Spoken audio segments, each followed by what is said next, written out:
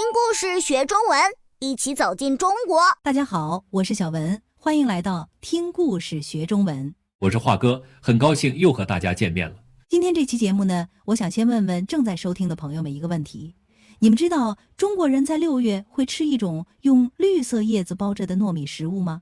而且吃这个食物是为了纪念一位2000多年前的诗人。小文说的就是粽子，这个话题特别好，因为端午节刚刚过去不久。对，我记得我第一次在中国过端午节的时候特别惊讶。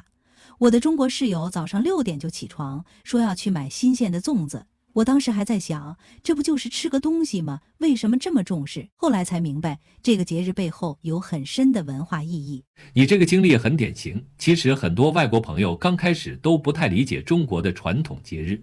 所以今天这期节目，我们会详细介绍端午节的时间、历史由来、传统习俗，还有这个节日对中国人生活的影响。更重要的是，我们会教大家一些 HSK 3到4级别的重要词汇和表达方式。没错，学完今天的内容，大家可以学会怎么用中文描述节日，怎么表达纪念、传统这些抽象概念，还能掌握大约15到20个实用词汇。而且通过了解端午节，你会发现中国人是怎么通过节日来传承文化、表达情感的。这种思维方式和西方的一些节日其实很不一样。好，那我们就开始吧。小文，你刚才提到时间，端午节具体是哪一天呢？这个问题问得好，端午节是农历5月初5，注意是农历 lunar calendar， 不是公历。对，这个区别很重要。公历就是 Gregorian calendar， 全世界通用的阳历，但是中国的传统节日基本上都按农历来算。所以每年端午节在公历上的日期都不一样。比如说今年可能是6月10号，明年可能就是5月28号。我来解释一下农历这个词。农历，农是 agriculture 的意思，历是 calendar， 这个词由2个字组成。农这个字本意和农业种植有关。对，历的意思是记录时间的系统，所以农历就是适合农业生产的历法。那初五是什么意思呢？初五就是 5， 是一个月的第5天。初在这里表示开始、最初的意思 beginning。我们说初1、初2、初3，就是说1号、2号、3号。华哥，那我们来说说端午节的由来吧。我知道这个节日和屈原有关。没错，屈原是2000多年前战国时期楚国的诗人，也是政治家。屈原是他的姓，原是他的名字。我们来看看诗人这个词。诗人 poet， 诗是 poetry， 人是 person。诗这个字左边是言字旁，就是说话、语言的意思。右边是祀，这个字在古代表示保持、守护，所以诗就是要守护的、值得记住的语言。这个解释真好。那屈原发生了什么事呢？屈原生活在公元前340年到公元前278年左右，他很有才华，也很爱国，但是呢，当时楚国的国王不听他的建议，还把他流放了。流放，这是一个很重要的词，是犯了政治错被惩罚的一种方式。流是 flow drift 的意思，放是 release， 合起来就是被赶到很远的地方，不能回家。对，后来楚国被秦国攻破，屈原非常伤心，就在农历5月初5这一天投江自尽了。投江就是 jump into the river， 投是 throw， jump 江是 river。当地的老百姓听说后，纷纷划船去救他，但是没有找到。他们怕鱼虾吃掉屈原的身体，就往江里扔食物。这就是端午节习俗的起源，所以端午节也叫诗人节。我们来看纪念这个词，纪念 commemorate 或者 remember。 记是记录的意思，念是 think about miss 的意思，所以纪念就是通过某种方式来记住、怀念某个人或某件事。比如说我们纪念屈原 we commemorate Q Yuan，我们纪念历史事件 we commemorate historical events。 华哥，那端午节有哪些习俗呢？我知道除了吃粽子还有其他活动。对，习俗很多。习俗 custom 或 tradition， 习是 practice habit， 俗是 folk custom。 最有名的习俗就是吃粽子。粽子 rice dumpling， 这是用竹叶或者芦苇叶包糯米，里面可以放肉、豆子、红枣等等。糯米 glutinous rice 或 sticky rice， 这种米煮熟后很黏很软，我第一次包粽子的时候，完全包不好，米都露出来了。这很正常。包粽子是个技术活，技术活就是需要技巧和经验的工作。除了吃粽子，还有什么习俗？还有赛龙舟 Dragon Boat Racing， 赛是 compete，race 龙是 dragon， 舟是 boat。这个活动特别热闹，很多人坐在一条长长的船上一起划桨，船头装饰成龙的样子。对，这个习俗也和救屈原有关，人们划船去找屈原的身体，后来就发展成了比赛。在西方 Dragon Boat Racing 现在也很流行，很多城市都有 Dragon Boat Festival。没错，端午节的习俗已经传播到全世界了。还有其他习俗吗？有，比如挂艾草。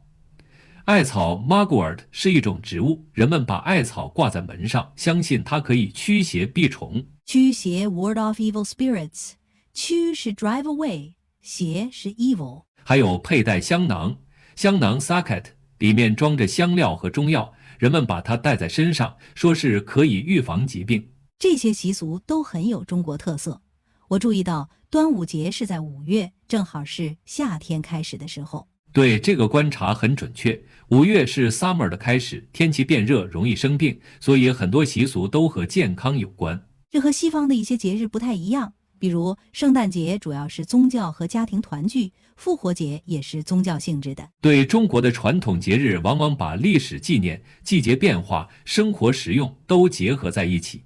我想问问正在听的朋友们，你们国家有没有类似的节日？既纪念历史人物，又和季节健康有关的，欢迎在评论区告诉我们。好主意，大家可以用中文写，哪怕写的不完美也没关系，我们会看每一条评论的。华哥，端午节对中国人的生活有什么影响呢？影响很大。首先，端午节是国家法定假日 ，legal holiday 会放假1天或3天。法定假日，法定是 legal 或 statutory， 假日是 holiday。所以这一天，很多人会回家和家人团聚，团聚 reunion 或 get together。团是 unite round， 聚是 gather。这个词特别能体现中国文化对家庭的重视。对，端午节期间，超市里会卖各种各样的粽子，街上也会有赛龙舟的活动，整个社会都有节日气氛。我记得端午节前，我的中国朋友会给亲戚、同事送粽子，这是一种表达关心的方式。没错，送粽子就像西方人圣诞节交换礼物一样，是社交的一部分。从文化意义上来说，端午节让中国人记住了屈原的爱国精神。对，爱国 patriotic， 爱是 love， 国是 country。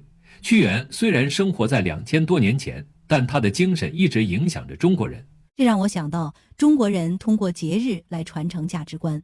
端午节不只是吃吃喝喝，更重要的是记住历史，传承文化。说得对，这也是为什么学习中文的朋友们应该了解中国节日，语言和文化是分不开的。我想分享一个小故事。我有个美国朋友，他在中国工作。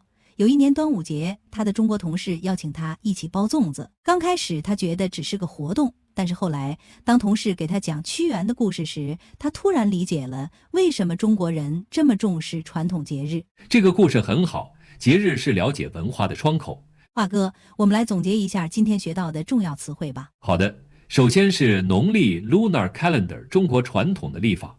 诗人 poet， 写诗的人。我们今天讲的屈原就是伟大的诗人。纪念 commemorate， 通过某种方式记住怀念。习俗 custom 或 tradition， 长期形成的行为方式。粽子 rice dumpling， 端午节的传统食物。糯米 glutinous rice sticky rice， 做粽子的主要材料。赛龙舟 dragon boat racing， 端午节的传统活动。驱邪 ward off evil spirits， 赶走不好的东西。法定假日Legal holiday， 国家规定的休息日。团聚 reunion， 家人聚在一起。爱国 patriotic， 热爱自己的国家。这些词汇在 HSK 3到4级别的考试中经常出现，大家要好好记住。我建议大家可以尝试用这些词造句，比如我想学习中国的习俗，端午节是纪念屈原的日子。或者我喜欢吃粽子，我的家人每年都会团聚。如果大家造了句子，可以在评论区分享，我们会给大家反馈。对互动特别重要。学习语言不能只是听，还要说，要写，要用。小文，我想到一个问题，端午节和中国其他传统节日比起来，有什么特别的地方吗？这个问题好，春节是团圆和新年，中秋节是赏月和团圆，而端午节呢，它更多的强调了纪念历史人物和文化传承。对，而且端午节的起源故事特别清晰，大家都知道是为了纪念屈原。还有，端午节的活动参与性很强，不管是包粽子还是赛龙舟，都需要大家一起动手。这种参与感在学习中文时也很重要。如果你有机会参加端午节活动，你学到的中文会记得特别牢。没错，我建议听众朋友们，如果你们身边有中国朋友，下次端午节的时候可以请他们教你包粽子，这是很好的文化交流机会。或者，如果你们的城市有龙舟比赛，可以去现场看看，感受一下那种热闹的气氛。好，时间过得真快，我们来总结一下今天的内容吧。今天我们详细介绍了端午节。端午节是农历5月初5，是为了纪念伟大的诗人屈原。端午节的主要习俗有吃粽子、赛龙舟、挂艾草、佩戴香囊等等。这个节日体现了中国人对历史的尊重、对文化的传承，以及对家庭团聚的重视。我们还学习了很多实用的 HSK 词汇，包括农历、纪念、习俗、团聚等等。希望大家通过今天的节目，不仅学到了中文知识，也感受到了中国传统文化的魅力。如果你喜欢今天的内容，请记得点赞、收藏、转发，还有订阅我们的频道。听故事学中文 ，Learn Chinese, Meet China。你们的支持是我们最大的动力。对了，预告一下，我们下期节目的主题是中国的国宝大熊猫。大熊猫 Panda 是全世界都喜爱的动物。